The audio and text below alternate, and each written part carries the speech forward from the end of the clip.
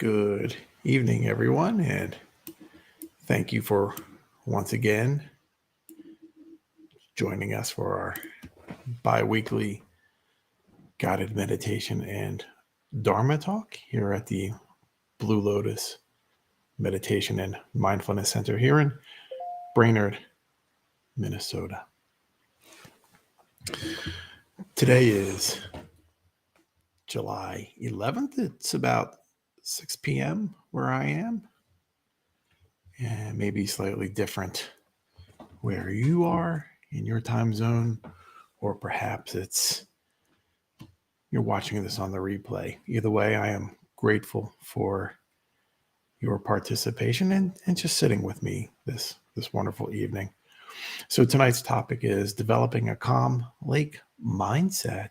Very often we find our mind agitated by many different activities or perturbations that arise throughout just throughout the day, let alone our daily lives.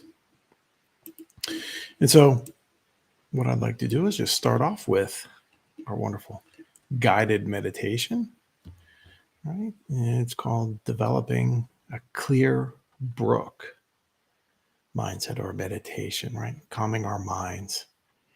And so you're free to relax and get into any comfortable position that you feel is best for your body. So we'll take a moment to just settle our bodies into those comfortable positions.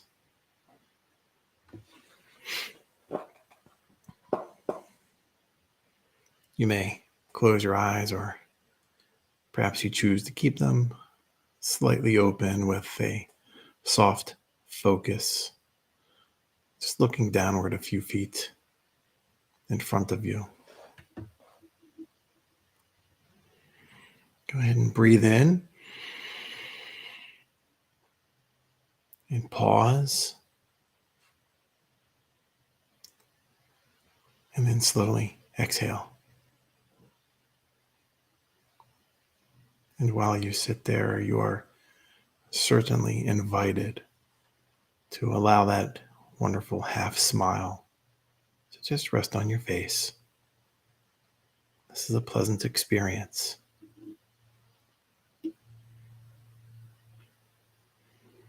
Allow your spine to lift and your shoulders to soften.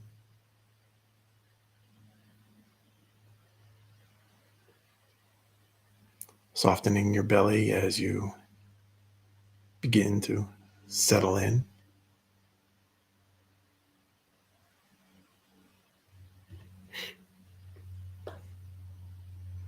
Breathe in.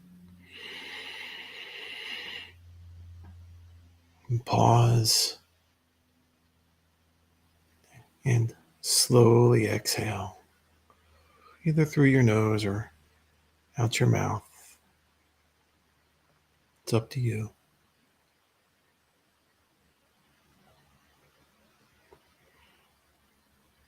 Tonight, let's meditate on clearing our mind like that peaceful forest brook.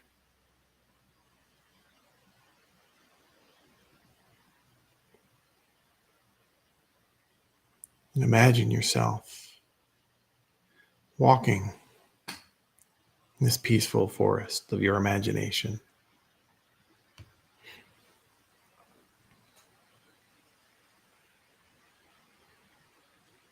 The trees are all tall and lush with beautiful vegetation, full branches of just bright green leaves.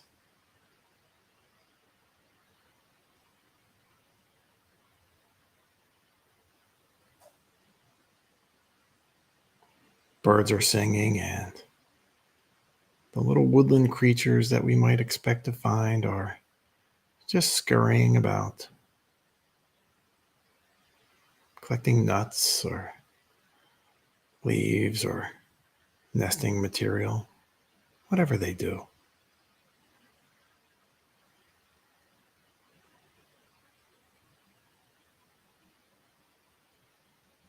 The air is clean, refreshing,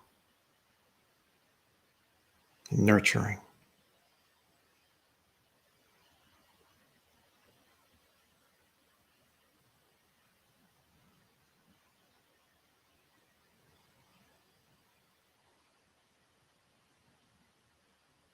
The sky is a calming, crisp shade of blue.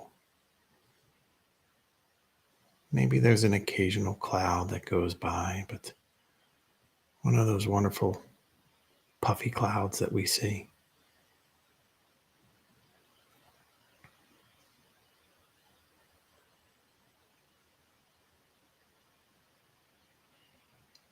As you walk along a nice, even, gentle trail, you can hear in the distance this soft babbling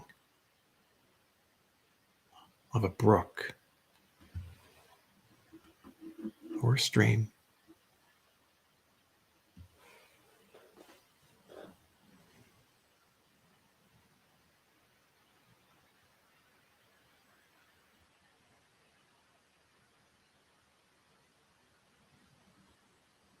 You know that with each step you take, you're getting closer to this brook. So there is no need to rush this journey.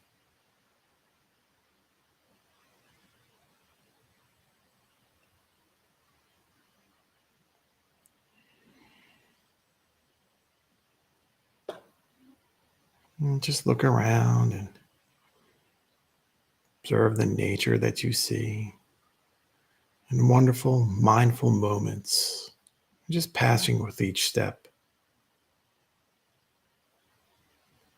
And you finally arrive at the bank of this beautiful brook.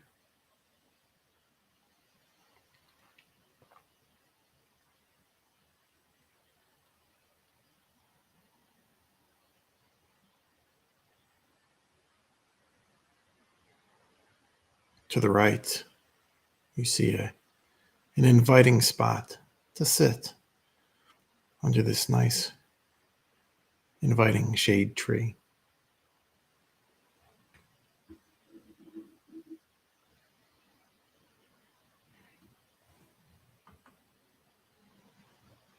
You sit and begin to notice how clear the water is in this peaceful forest feature.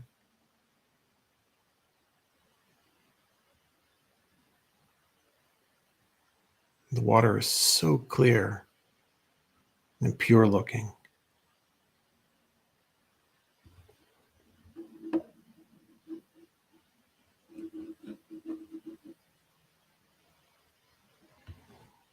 You can see small fish swimming, multicolored gravel at the bottom.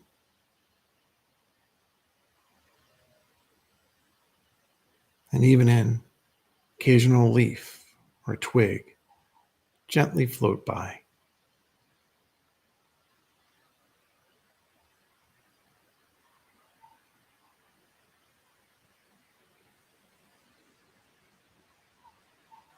Breathe in. Pause. And slowly exhale.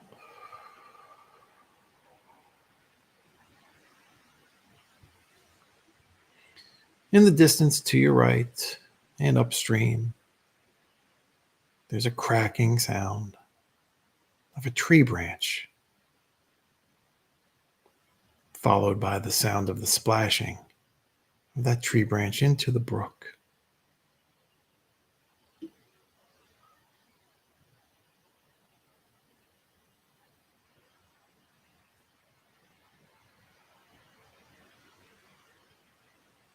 You invite curiosity and wonder what could have caused this branch to break.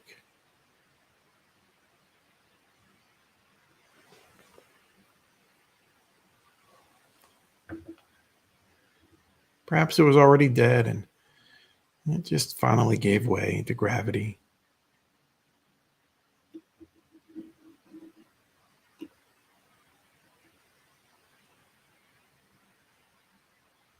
As you sit and examine with curiosity a possible reason for that fall, you notice the water becoming cloudy and less clear with each moment.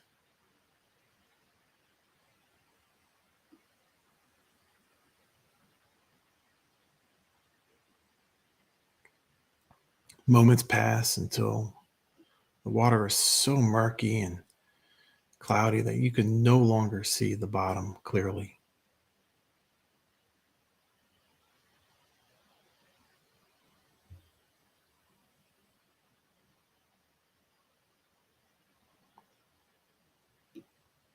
You continue to watch the flow of this water with patience and calmness.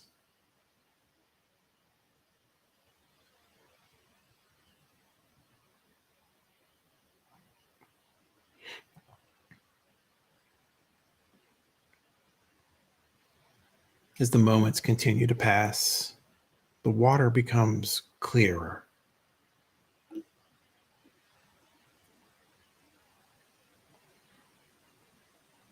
And enough time passes that the water is as clear as it was when you first sat down.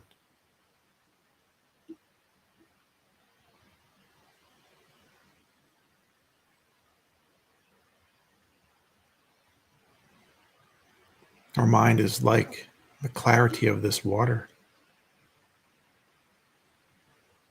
When you experience some outside perturbation, your mind may become cloudy and murky too.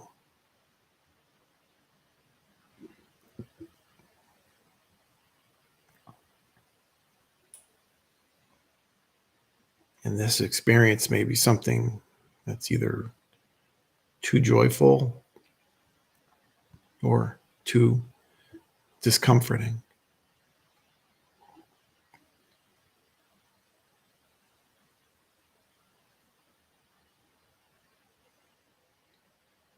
Whatever the experience is, it makes it hard to see with clarity.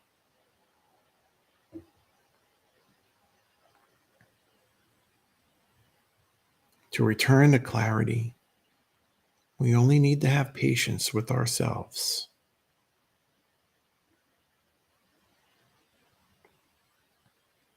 The perturbation will pass.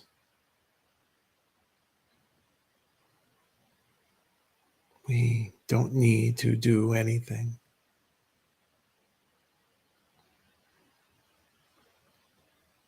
Clarity of mind and thought will return.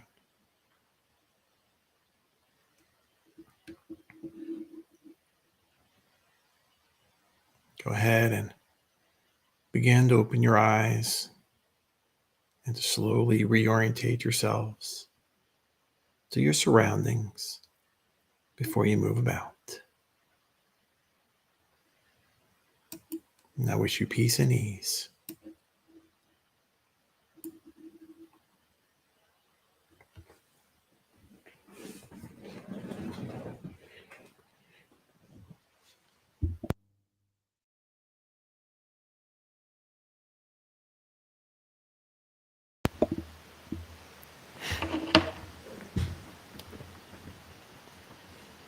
There's a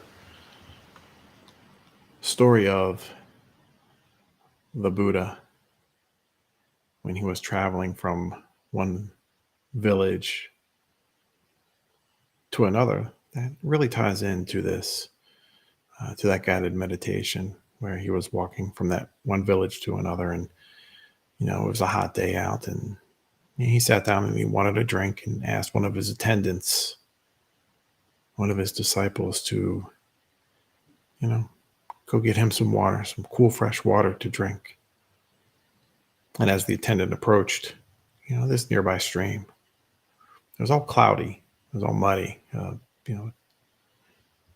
Several ox carts drove by and muddied up the water. And the attendant did not want to bring dirty water back to the Buddha. So he went back to the Buddha and told him, hey, the water's muddy. It's, not fit to drink. at this time. And so the Buddha said, okay, we'll go back, in a little while and go see how that stream looks. So he waited a little bit and began going back towards the stream. And when he arrived that second time, it was clear. It was crystal clear to drink. So he filled up the water vessel and brought it back to the Buddha to drink. And the Buddha told the attendant, his disciple, that the mind is very much like that stream. When it is cloudy and disturbed and muddy, it is so hard to see. And what that means, it's very hard to make mindful decisions or caring decisions when we are in a state of agitation.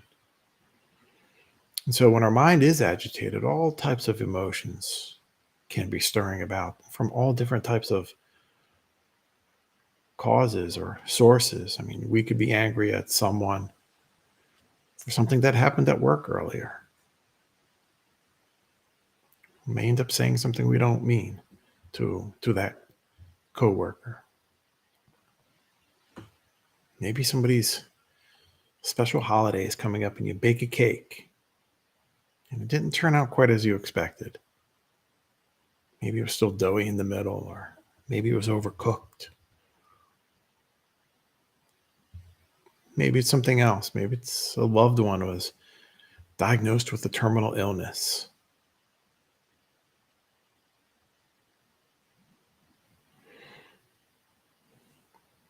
The emotions we experience don't always have to be what we may consider negative.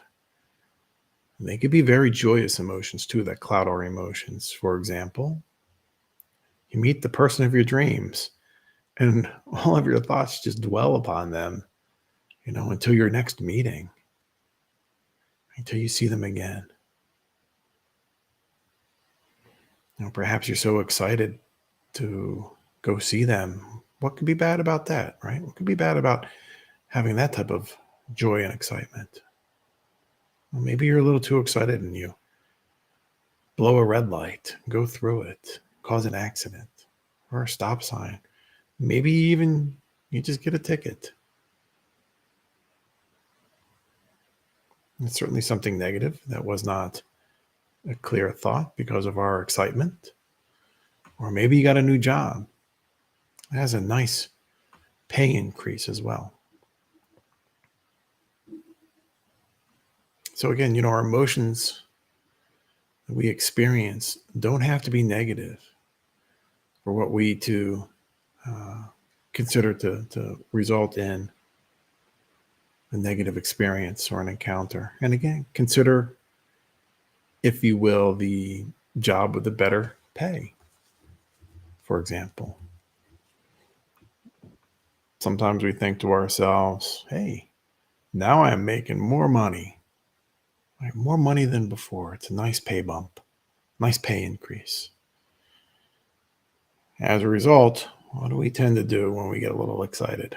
We don't think too straight, right?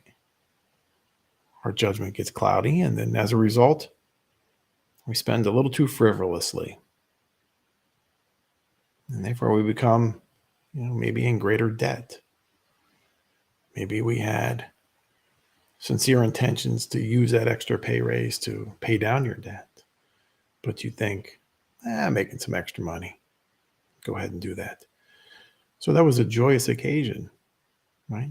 Nice little pay raise, a new job, promotion, whatever it is.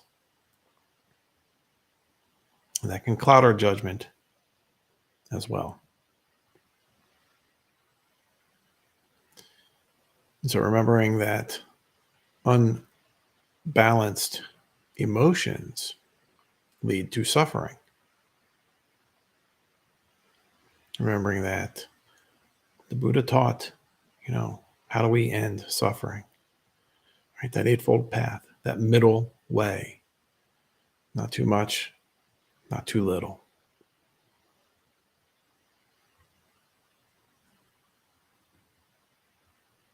So, how do we develop or foster that calm lake mind? And I use a lake as a reference because they're very broad.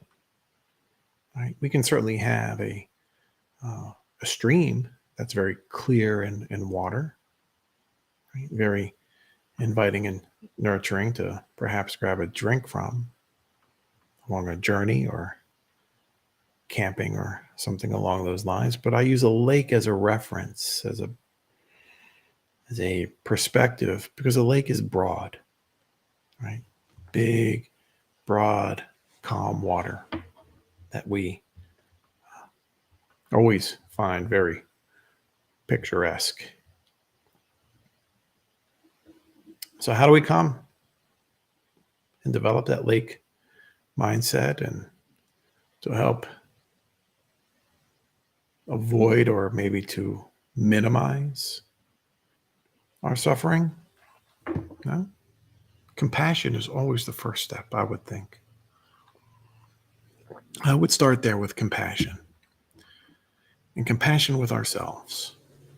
So if we are angry, which it will happen from time to time, just recognize it as such. I am angry. I'm not in the best of moods. And knowing that it is okay to feel that way. But also in that recognition, knowing that we don't make decisions when we are angry.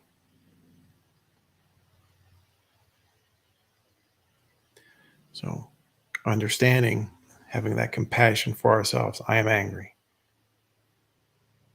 It's okay to be angry, not to make decisions during that heightened state of emotional existence.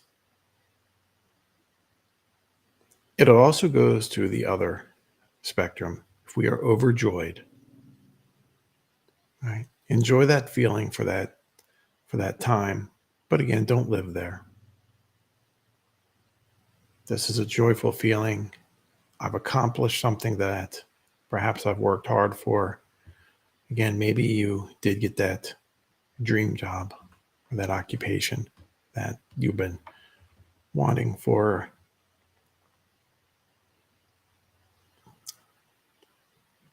and it's perfectly fine to celebrate, but then return to balance. So have that compassion.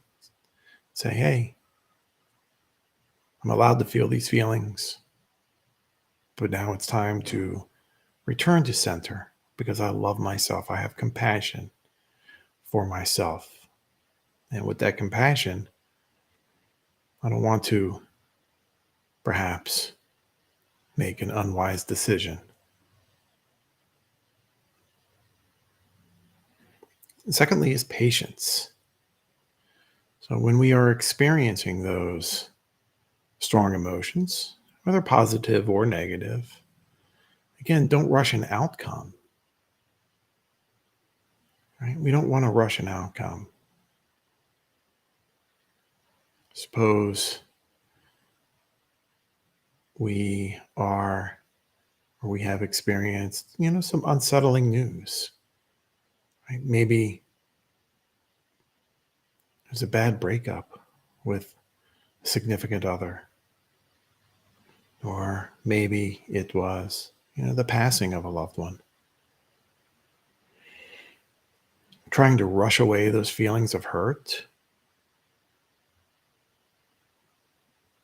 or taking away from the moment that we are in. Rushing away the very precious moment that we are in for a future where we are expecting perhaps a better state of emotional being. Instead of truly understanding where we are at that present moment. So patience to where we are at that particular time. And it's important because, that particular moment we are in, that is where life is. Life isn't in the past and it's not in the future. So it doesn't live any place else, past or the future. Life only lives in the present moment.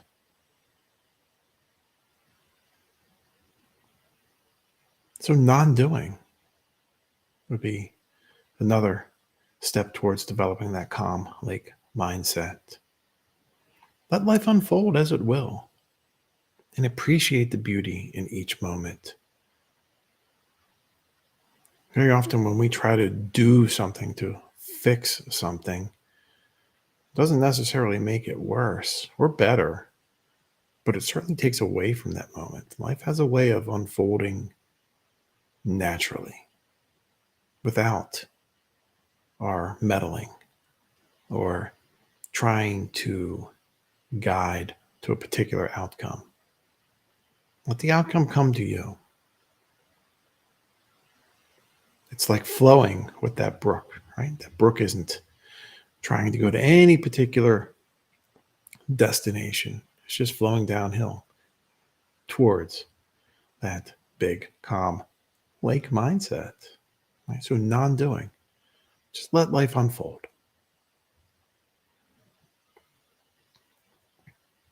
And to envelop all of these non-doings and the patience and the compassion, we can nurture those qualities by just meditation. Meditation allows us to sit with ourselves, to explore our feelings for what they are and not how we are perceiving them. Our perceptions, right? Just like looking through that muddy stream, that muddy brook, we can't see the bottom clearly. So our perceptions, when they are during that heightened state of emotional being, they are cloudy. Meditation will help you bring back that clarity of thought, of decision making. And that brings us to wisdom. Following just even a few of those steps will bring us up to wisdom. So following these 4 steps, wisdom will prevail. We don't make those rash decisions or unwise decisions. We learn to recognize when our mind is not lake calm. And then gently begin these steps just to kind of ease in and to get there. And then doing so will ease our suffering into that present moment. And to some degree in our near future as well, we'll be back to balance, back to calmness.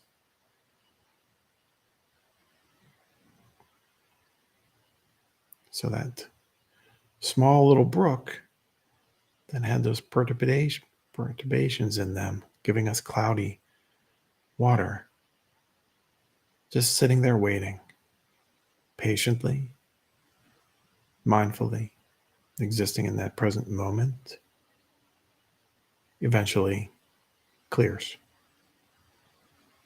And with that clarity, we develop wisdom.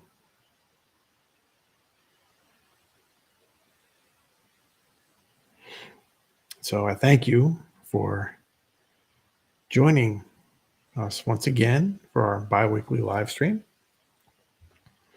We will be back in 2 weeks, and so that puts us at July 25th, same time, Monday, 6 p.m. to roughly 6:30 or so. Our next upcoming live event at our center will be the Silent Retreat on July 31st from 7:30 to 4:30. All of our events are free. Everything. Silent retreats are free. Personal time with me is free. Just schedule to what suits your availability and what's opened on the calendar. It's all free. Everything is supported by kind and generous donations from from viewers like you, from Sangha members like you, our wonderful practitioners. We also have weekly Sanghas for healing. Right? Those are for trauma survivors, someone who's experienced any form of trauma. And what you consider trauma is completely up to you. Veterans, we have a veteran Sangha. You're more than welcome to sit with us, our wonderful veterans, our New Beginning Sangha for addiction, right? People struggling with some form of addiction, perhaps, is more than welcome to sit with us, and our Rainbow Sangha for LGBTQT plus members, more than welcome to sit with us. And our teen Sanghas, right? For our outstanding teenagers who are trying to navigate the 21st century in a world of just total bombardment of everything: media, parents, friends, peer pressure, and whatnot. So sitting with us for any of these Sanghas is free also. Everything that we do is always, again, is donation based. So, you're more than welcome to contribute. You don't have to. It's not a requirement to come sit with us. Everyone is welcome at any time. And if you find these talks supportive and positive and uplifting, you are more than welcome to subscribe to our channel. It helps others find us in the event that someone else is looking for help, looking for Dharma strength, Dharma knowledge. And with that, my friends, I wish you all an evening of peace and ease, and we'll see you again in 2 weeks.